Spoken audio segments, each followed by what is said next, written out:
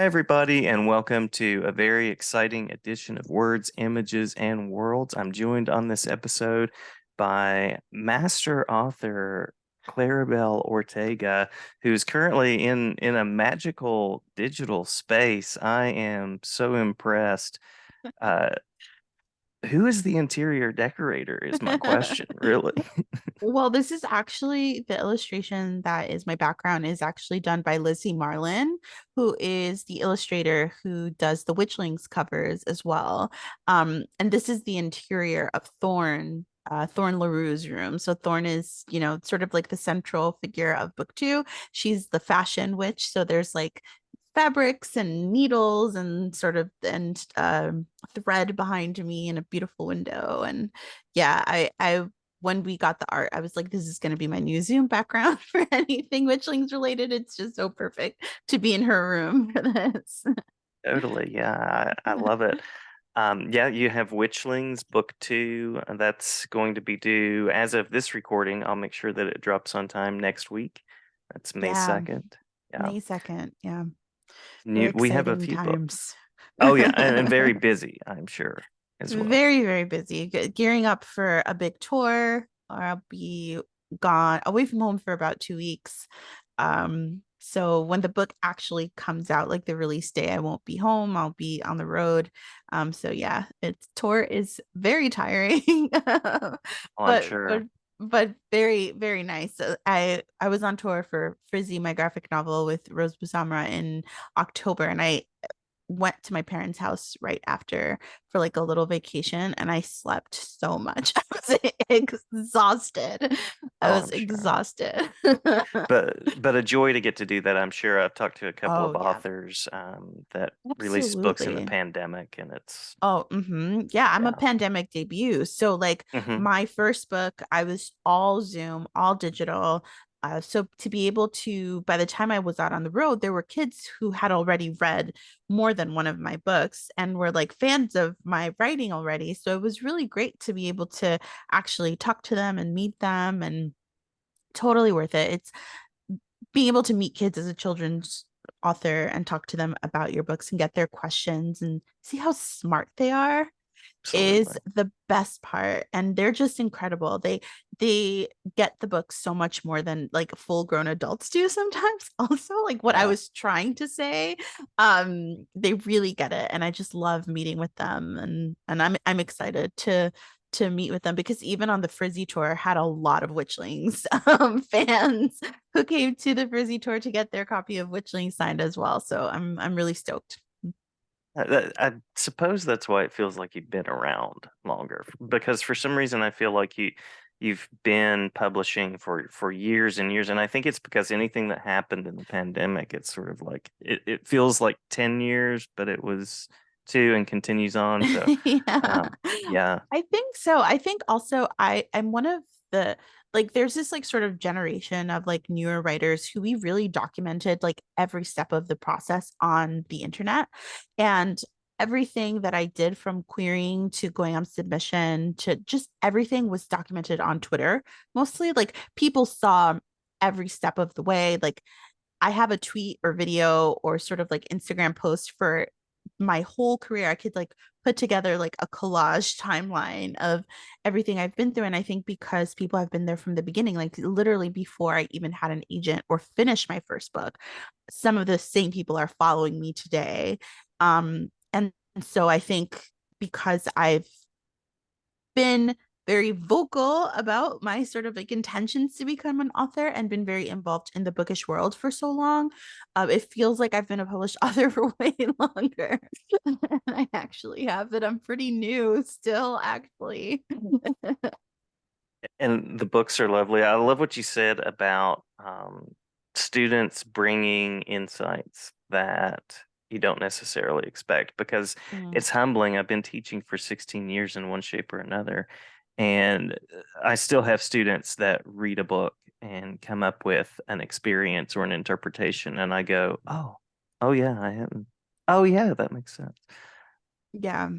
Yeah, they're very smart, and like the the main sort of descriptor that I get for Witchlings is people say it's cute, right? Like that's the Oh initial yeah. thing. And I Hmm. understand that because the aesthetics are very cute. It's a very whimsical world, but like the core of the story is actually a lot darker and deeper than that. And I had a school visit like through this classic book fair a few weeks back, and one of the readers, he was probably like 10 or 11.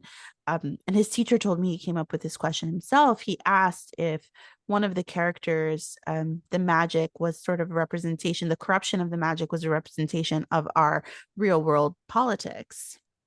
And I was Wow. like, yes. And you're the first person to ask me this. Which is so interesting because, you know, a lot of times I think people focus on like sort of the fandom kind of tidbits of a series, and like they focus on like the toad racing and the friendships and like which is your favorite witchling and like what coven do you belong in, right? But kids really get what I'm trying to say with the story as well, which I love, and it's so great because I wrote it for them. Anyone could enjoy it, but I wrote it for the kids, so it makes me happy to know that they understand the messages that I was trying to get across. That is really cool, and that's part of what I love about fantasy too, is the way you get to kind of hold up that mirror and explore the world around you in really creative and I feel like sometimes more effective ways than just being like, here it is, here's the editorial, here's the message.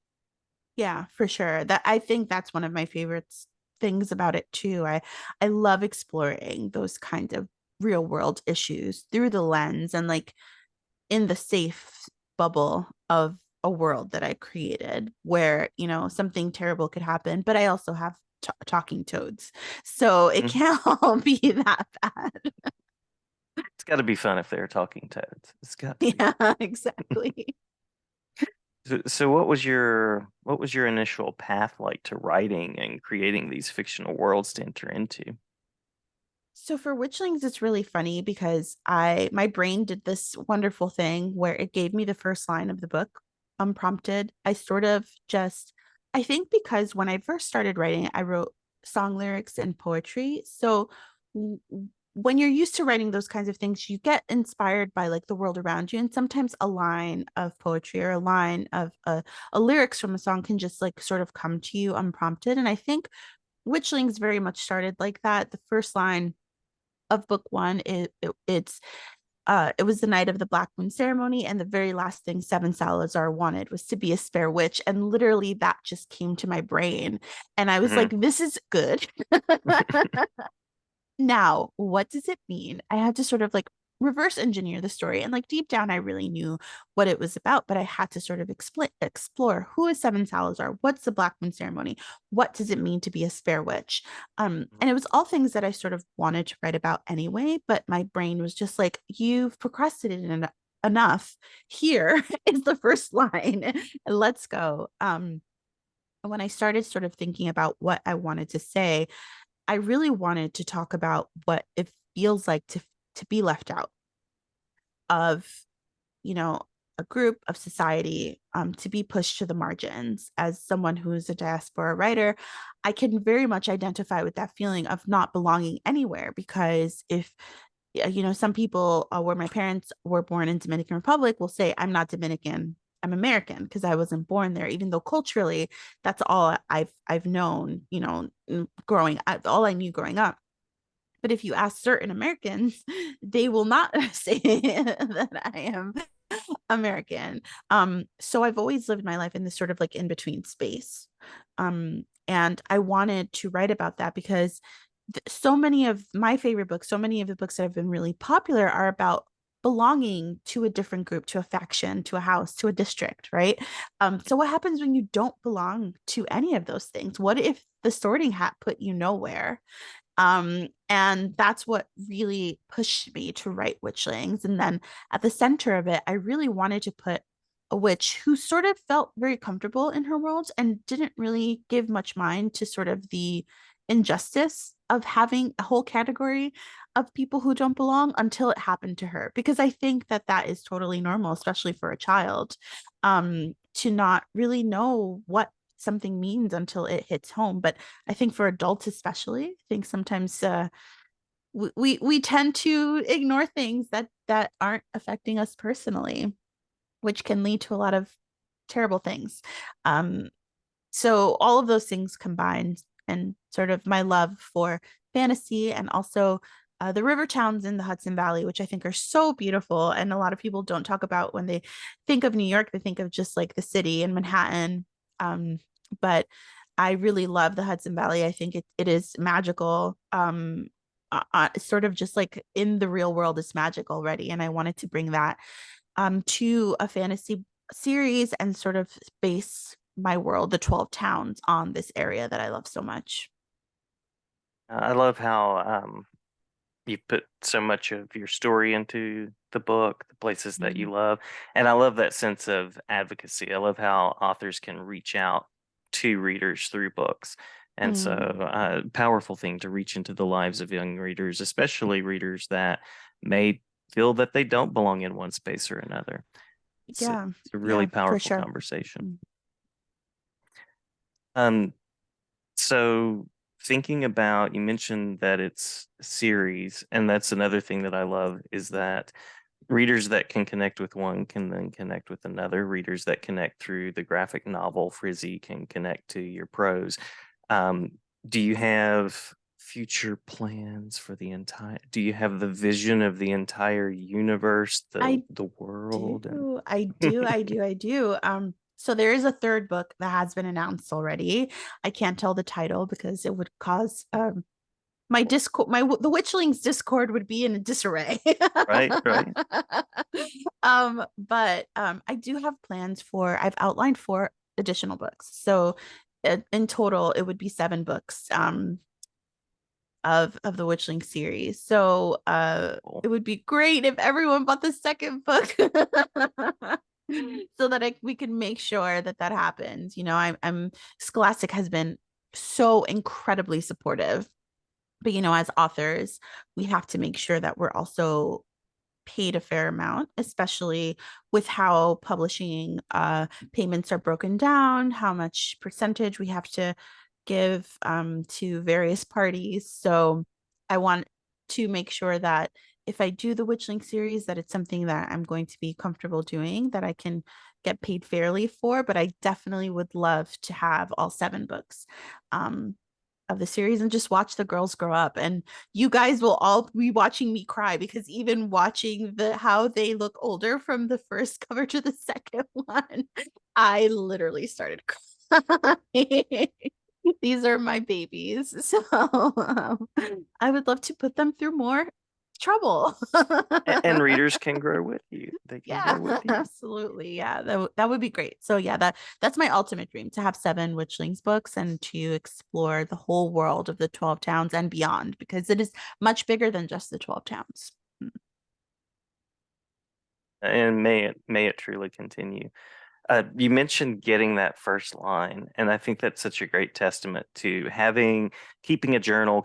I keep notes all the time in my Oh phone if yeah. I'm not Mm. like journaling, and I think that's such a great message for young authors too, because you get those ideas and you think, oh yeah, I'll remember that. What if you had not written that line down? Oh my goodness, could you remember? And could you imagine? I mean, I'm pretty sure that the line came to me like it was like 3 o'clock in the morning. Like I Oh was yeah, fully in bed, sat up, put it in my notes app, and I love having that notes app because I'll have notes for like when I got the first idea for a book, like 7 years ago, 8 years ago, and I'll be able to reference that and be like, ah, that's when I got the idea. This is when I started writing it. So yes, always write it down. You won't remember it. Keep for post-its sure. everywhere. That's right. Journal, journal, journal. Journal, Um, yeah, absolutely. So I was also going to ask about Ghost Squad, just to mention that's Sure. the debut that's out there. And just also to say you create these layered worlds where there are fully fleshed out characters, there are relevant topics, relevant conversations, but there's also this draw of the supernatural. So I think the general question that I was going for was something about what it is about the supernatural that kind of draws you in, and I mean, I find it fascinating as a reader. I find the magical aspect of it really fascinating, but then you also link it so well with the grounded world as well. Mm. I think it's a couple of different things. First of all, I just think it's so much fun to be able to write about things that I don't see in my real life. Like for me, being able to solve mundane problems with magic is so appealing to me. Like washing dishes with a spell would be so great. Hmm. And I have a very big overactive imagination, and I love to like sort of like live and play in that imagination. And in that imagination, anything is possible. So I like to write out those things, like just the dreams that I have, all the things that make me excited and happy, and the things that would be possible if the laws that we have in this world weren't the way that they are. But it's also part of my upbringing. Like my family is from the Caribbean, and I know that I've definitely heard other authors and creatives that are, from Caribbean or Hispanic backgrounds talk about our everyday lives are magic. Like we have so many traditions and things that we say that sort of like feel very magical anyway. And I feel like it's sort of natural for me to write those kinds of things because it's part of my upbringing. If you have a dream about teeth in my culture, it means death. Death comes in threes. Like we have all of these sort of like superstitions and things that we don't really question. And they are magical things and they're part of our everyday life. Even the fireflies in Ghost Squad, like that's folklore. That's a story that we tell each other, and it helps us with the grieving process. And all of these things are tools to help you deal with everyday life. um and being able to explore them, and most importantly conserve them in books, because a lot of Caribbean and Dominican culture no longer exists or doesn't exist in texts because it was taken from us or burned or stolen or all number of things. And storytelling and word of mouth is really the only way we have to conserve some of those tales and some of that wisdom. So being able to put it in books and preserve it so that other children can learn from it and enjoy it is really important to me and just sort of feels right. Um, you know. I love so much that you said there, and I'm just sending love to the idea of preserving Mm. history, sharing of culture and self. And then you talked about how these stories are tools for dealing with the world around us. And I would say that that's also the case for your books, that Mm. they're entertainment, certainly they're magical, um, but they're also powerful stories of young people managing life and thinking about identity and thinking about themselves in the world. So just a powerful work that you're doing.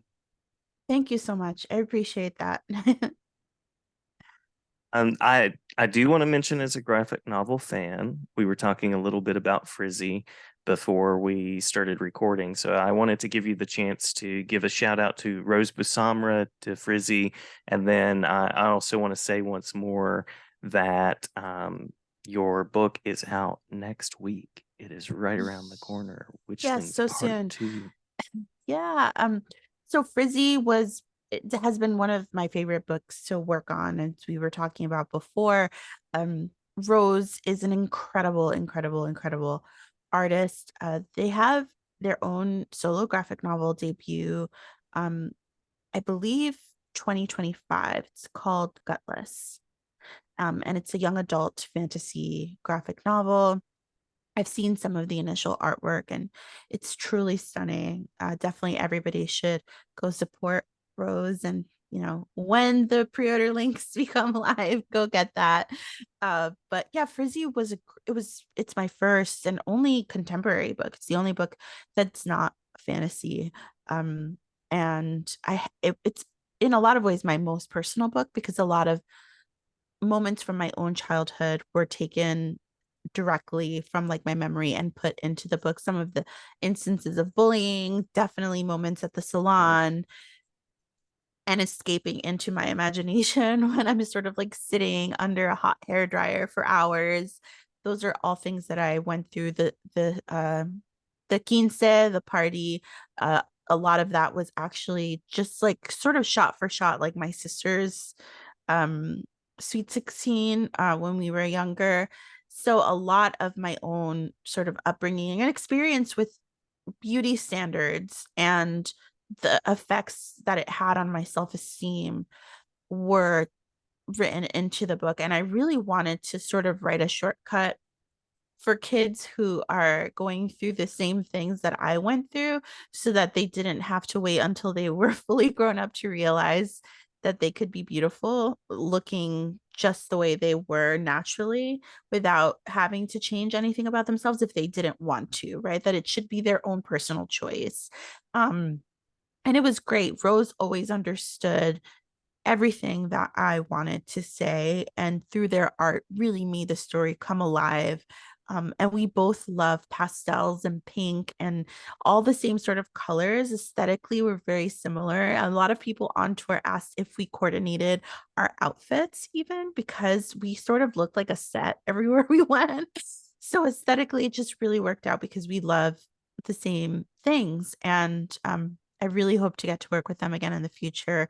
It was just an amazing process, and the reception to Frizzy has been unbelievable. I mean, it won a Youth Media Award as a Pura Bel Prey winner, which was an incredible, incredible honor.